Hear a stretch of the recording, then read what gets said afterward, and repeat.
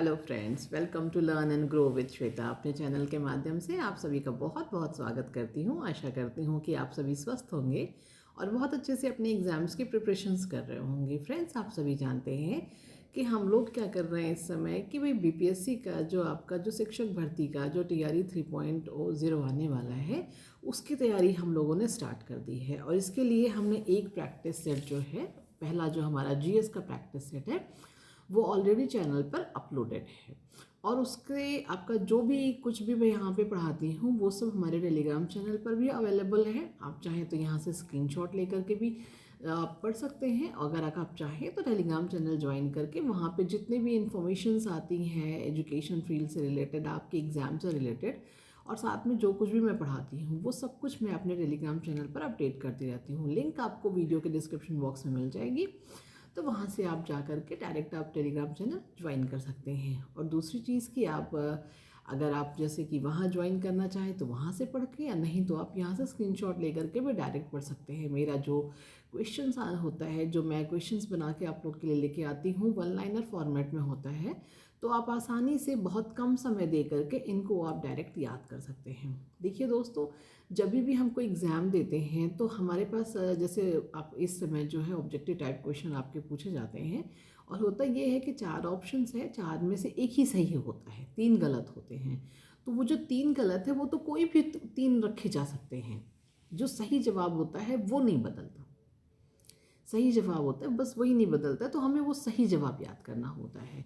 और क्या होता है कि मुझे वन लाइनर फॉर्मेट इसलिए भी बहुत पसंद है क्योंकि इसमें टाइम बहुत कम कंज्यूम होता है, कम टाइम में हम ज़्यादा से ज़्यादा चीज़ें पढ़ पाते हैं।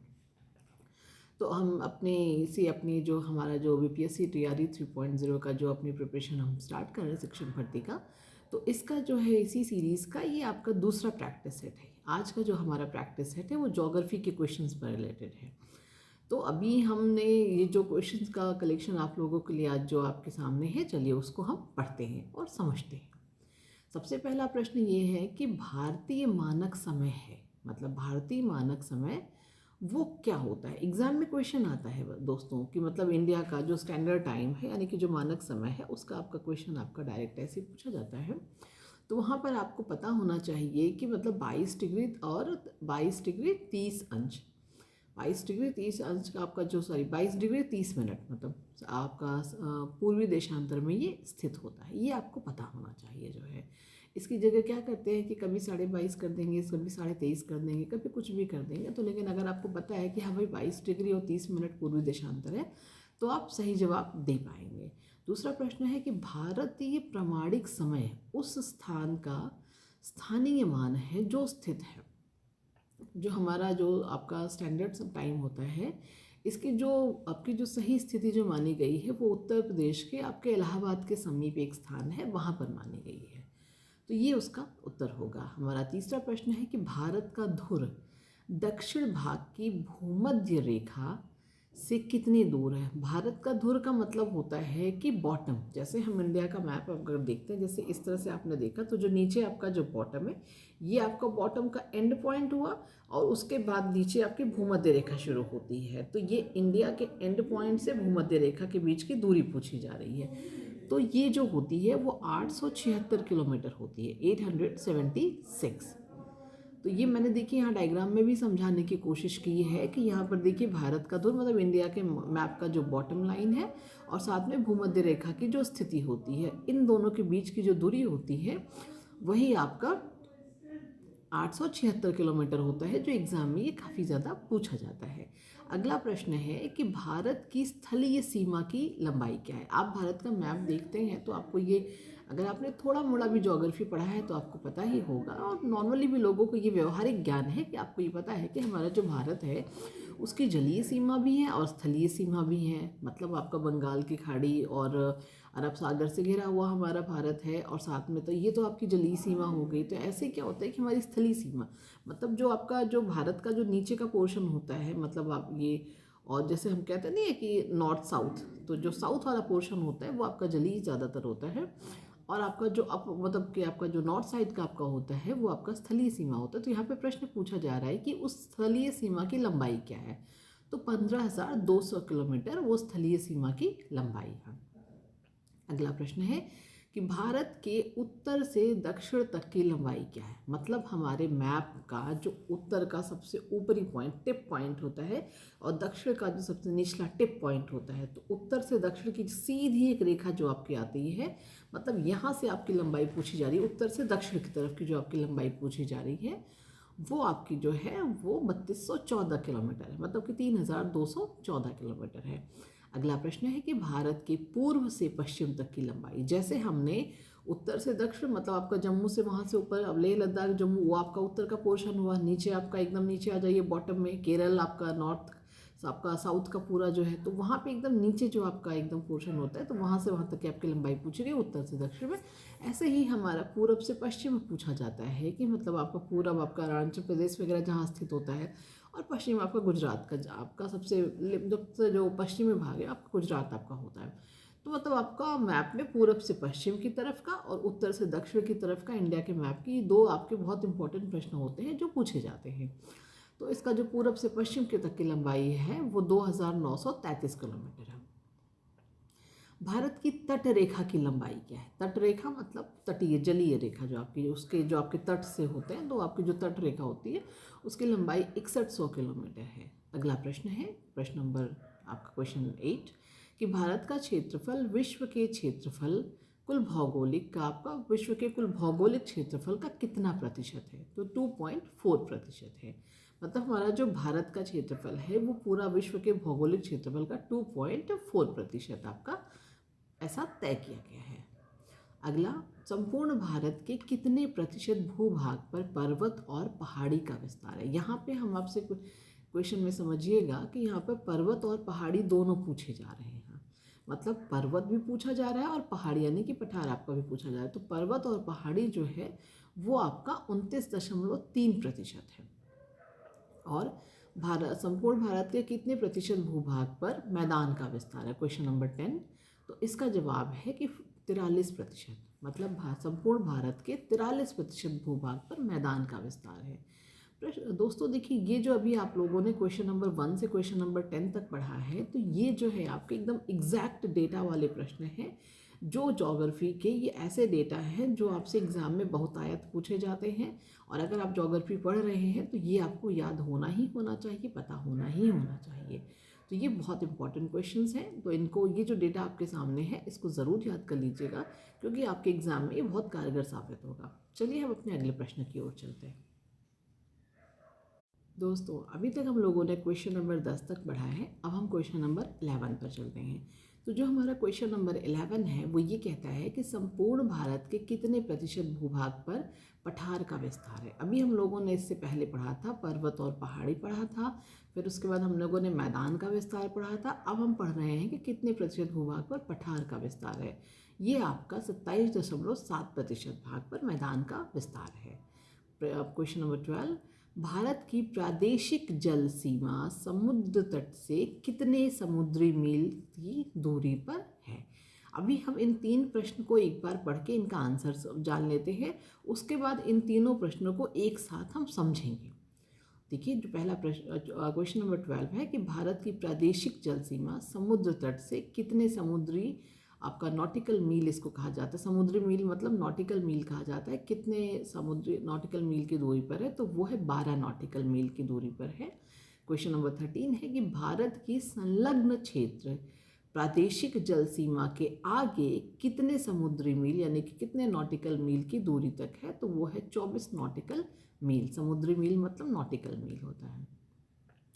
क्वेश्चन नंबर 14 है कि भारत की एकांतिक आर्थिक क्षेत्र एक्सक्लूसिव इकोनॉमिक जोन संलग्न क्षेत्र के आगे कितने समुद्री मील की दूरी तक है, तो इसका जवाब है 200 नॉटिकल मील। अब यहाँ पे अब इसके आगे समझते हैं क्वेश्चन नंबर 12 और क्वेश्चन नंबर 13 और क्वेश्चन नंबर 14। इन तीनों प्रश्नों को अब हम एक साथ समझने की कोशिश करते हैं। तो ये जो मैंने थोड़ा सा इंडिया का मैप बनाने की कोशिश की है, ड्राइंग बहुत अच्छी नहीं है, तो बस आप इसको सिर्फ यहाँ पे ड्राइंग पे न जा करके यहाँ पे कॉन्सेप्ट को समझने की कोशिश कीजिए। देखिए, सबसे पहले मैंने एक इंडिया के मैप में आपका बॉटम की तरफ अगर आप देखेंगे तो देखिए मैंने पहली लाइन खींची और मैंने उसको वहाँ से इंडिया से इंडिया का आपके बॉर्डर लाइन से यहाँ तक की मैंने जो दूरी दिखाई है वो 12 दूरी दिखाई है। तो इसका मतलब ये है कि भारत की प्रादेशिक जल सीमा, मतलब यहाँ तक कि जो 12 नॉटिकल मील तक की जो जल सीमा होती है उसको हम प्रादेशिक जल सीमा कहते हैं। फिर उसके बाद देखिए एक दूसरी हमने लाइन खींची, वहाँ पे हमने 24 दिखाया है। तो इसका मतलब ये होता है कि वो संलग्न क्षेत्र, यानी कि संलग्न क्षेत्र की जल सीमा आपकी होती है जो कि 24 नॉटिकल मील तक की होती है। अब इसके बाद आपने देखा कि जो तीसरे लाइन खींची उसमें हमने 200 नॉटिकल मील दिखाया हुआ है। तो उसका मतलब ये होता है कि ये जो है आपके भारत के बॉर्डर लाइन से ये समुद्र की सीमाएं हैं दोस्तों, समुद्र की सीमाएं हैं। और इसमें ये होता है कि जैसे इनके सरकार के कुछ अधिकार होते हैं कि मतलब 12 नॉटिकल मील तक का कुछ अपना सरकार का अधिकार निश्चित होता है कि भाई उसमें आप ये काम कर सकते हैं।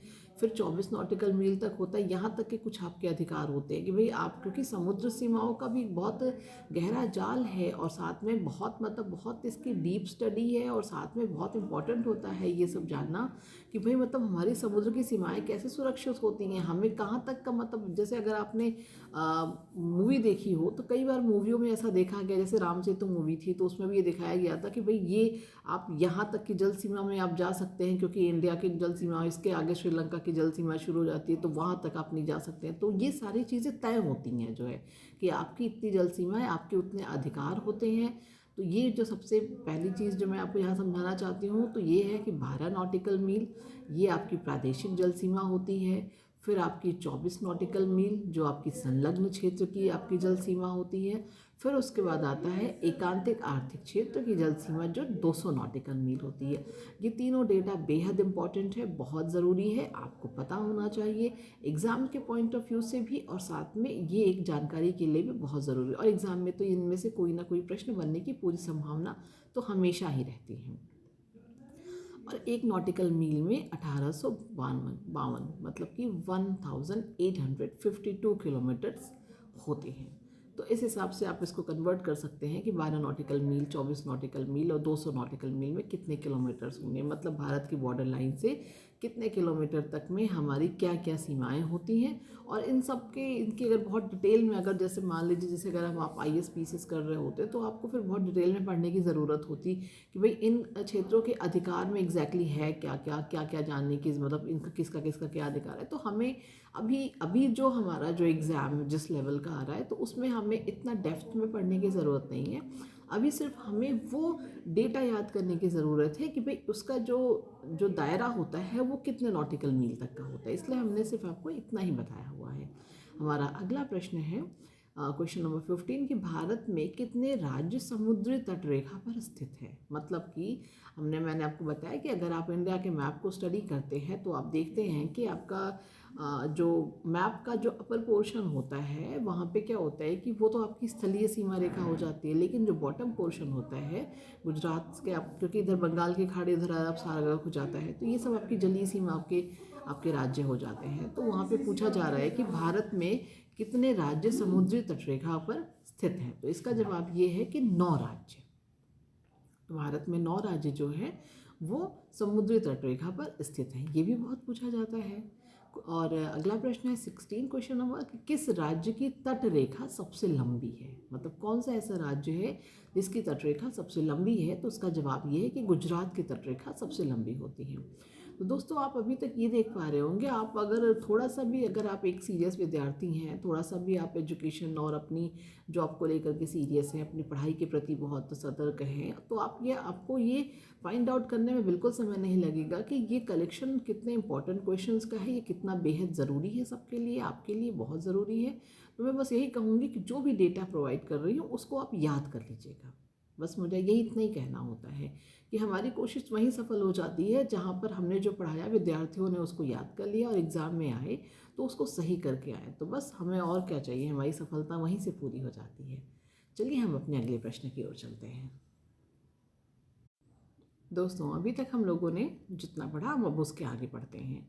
हमारा क्वेश्चन नंबर 17 है कि कौन सी अक्षांश रेखा भारत के मध्य से गुजरती है। ये बहुत फेमस पॉपुलर क्वेश्चन है कि आपका जो है अक्षांश रेखा जो है आपकी मतलब कौन सी अक्षांश रेखा होती है जो भारत के ठीक बीचों बीच से गुजरती हैं।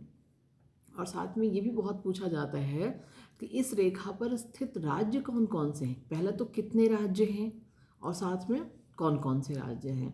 तो अगर आपको पता है तो कमेंट बॉक्स में मुझे ज़रूर बताइएगा, और अगर नहीं पता है तो किसी न किसी वीडियो में, तो ये तो एक इम्पॉर्टेंट क्वेश्चन है तो वो तो मुझे इसको डालना ही डालना है। तो भारत की जो अक्सर मध्य से गुजरने वाली जो अक्षांश रेखा है वो कर्क रेखा है। अगला प्रश्न है क्वेश्चन नंबर 18 कि कर्क रेखा भारत के कितने राज्यों से होकर के गुजरती है। लीजिए प्रश्न आ गया। कर्क रेखा जो है भारत के 8 राज्यों से गुजरती है। अब वो 8 राज्य के नाम अगर आप बताएं तो अच्छा है, नहीं तो अगले वीडियो में आपको मिलेगा जो है। अगला प्रश्न है भारत का दक्षिणतम बिंदु इंडिया के मैप में जो सबसे नीचे का जो आपका पॉइंट होता है, दक्षिणतम बिंदु होता है, उसका खास नाम है, उसको इंदिरा पॉइंट कहा जाता है। अब एक और प्रश्न आता है, कई बार ऑप्शन में इंदिरा पॉइंट ना दे करके और अलग अलग नाम दे दिए जाते हैं, तो आपको यहाँ पता होना चाहिए कि इंदिरा पॉइंट के अन्य और नाम क्या हैं। तो इसके अन्य और नाम है, पहला नाम है ला हिंगचिंग, एक नाम है, एक आपका इंदिरा पॉइंट है, एक आपका पार्सन पॉइंट है, और एक आपका पिग्मेलियन पॉइंट है। तो इन आपके भारत की दक्षिणतम बिंदु जो आपका इंदिरा पॉइंट नाम से जाना जाता है, उसके अन्य नाम भी आपको पता होने चाहिए। अगला प्रश्न है भूमध्य रेखा के निकटतम स्थान को किस नाम से जाना जाता है। भूमध्य रेखा मतलब अभी मैंने एक आपसे पूछा था, जब मैंने आपको 876 में आपको बता रही थी कि भाई भारत का जो धुर है वो भूमध्य रेखा के कितनी दूर है, तो वहाँ पर भी आप अगर आप उसको लिंक करके पढ़ेंगे तो आपको और समझ में आएगा कि भाई सबसे कर्क वाली तो बीच में से जा रही है, तो नीचे कौन सी मिलेगी, भूमध्य रेखा मिलेगी। तो आपका भूमध्य रेखा के जो निकटतम जो आपका स्थान है उसको हम कहते हैं इंदिरा पॉइंट के नाम से। अगला प्रश्न है भारत भूमि का सर्वाधिक उत्तरी भाग। अब यहाँ पर बात आती है कि जो आपका दक्षिणतम बिंदु है वो इंदिरा पॉइंट के नाम से जाना जाता है, लेकिन जो सर्वाधिक उत्तरी भाग है, उत्तर मतलब आपका ऊपर की तरफ का जो आपका उत्तरी भाग होता है, उसे हम इंदिरा कॉल कहते हैं। अगला प्रश्न है दीव एक द्वीप है। दीव एक आपका द्वीप है, ये आपका कहाँ स्थित है, तो ये आपका गुजरात के तट पे स्थित है। ये पूछा जाता है, काफ़ी पूछा जाता है ये। अगला प्रश्न है श्रीलंका को भारत से कौन सी जल संधि पृथक करती है। अब ये भी काफ़ी कंफ्यूजन क्वेश्चन है, क्योंकि अगर आपने पढ़ा है कि आप इसका आंसर पाक जल संधि है तब तो आपको कोई दिक्कत नहीं है, नहीं तो यूजुअली विद्यार्थी कंफ्यूज हो जाते हैं कि पाक जल संधि को वो पाकिस्तान से जोड़ने लगते हैं। तो पाकिस्तान से जोड़ने की ज़रूरत नहीं होती है। श्रीलंका को भारत से जो जल संधि पृथक करती है उसका नाम पाक जल संधि है। क्वेश्चन नंबर 25 और वीडियो का सबसे लास्ट क्वेश्चन है कि भारत और चीन के बीच की जो सीमा रेखा है उसका नाम क्या है। सीमा रेखाओं से रिलेटेड क्वेश्चन बहुत आते हैं, तो भारत और चीन की जो बीच की जो बॉर्डर लाइन होती है उसका एक खास नाम है और उसका नाम है मैकमोहन सीमा रेखा। तो चलिए दोस्तों, आज के वीडियो में हमने काफ़ी कुछ पढ़ा। आशा करती हूँ कि आप इन सभी कंटेंट को याद करेंगे और आपके एग्ज़ाम की तैयारी में आप एक आपका जो बेहतर प्रयास है उसमें ये आपको हेल्प करेगा। और आज की वीडियो में इतना ही। चलिए मिलते हैं एक और वीडियो में, जिसमें मैं आपको और अच्छे क्वेश्चंस और बेहतरीन क्वेश्चंस का कलेक्शन आप लोगों के लिए लेके आऊँगी।